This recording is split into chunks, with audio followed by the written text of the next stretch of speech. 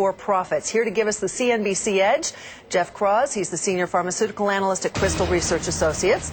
And Les Huntleiter, he's the pharmaceutical analyst at Miller Tabak. Les, I'm going to start with you. You're very cautious on this. You think that everybody in the sector has a little something to worry about this earnings season. Is that a correct read? That's a correct read. Everybody has something a little bit different, whether it's current products or pipeline, and we do it in the context of a tough political environment too, but should say maybe cautious near term, but more optimistic as we move towards the end of the year. Jeff, you're kind of on the opposite end of the spectrum. You like a lot of stocks in this arena.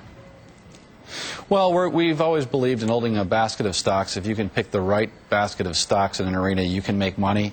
I would share Les's concerns that there are a lot of companies facing a lot of issues, but there are companies poised for strong growth. There are companies poised for lousy quarters. A couple of your favorite names before I turn it over to Dennis. Well, Eli Lilly, I think, will post a very good quarter. We're looking for Lilly possible upside to its numbers, 96 cents versus 84.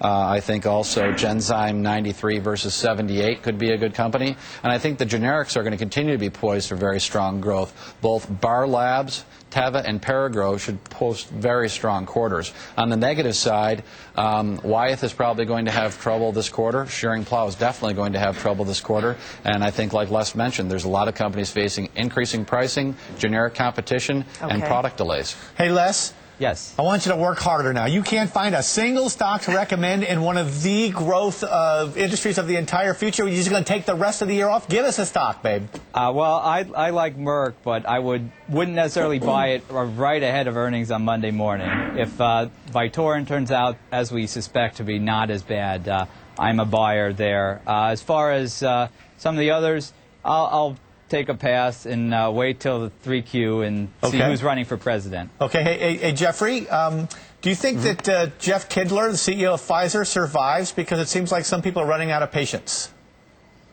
I think it'll probably, the current problems will probably invoke a management change.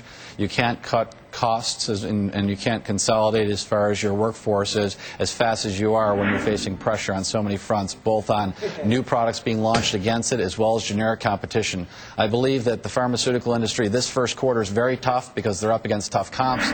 Second quarter will be neutral. Third quarter will show some growth, but really the time to jump into more of the pharmaceutical names will be in the fourth quarter, and I think we'll probably have a new head of Pfizer by that point in time. Okay, and one last thing on Novartis, because neither one of you is talking about Novartis. I think Dan Vasella, one of the best CEOs in the field, and Novartis owns like 35% or so of Roche, and Roche controls Genentech, and someday could roll all three up into one heck of a company. What if I wanted to buy Novartis for the long term, Les? I think you're in good shape there, actually. They have an interesting pipeline. They have, as you said, exposure to biotech, and they have what may be a major step in multiple sclerosis coming in the beginning of 2009.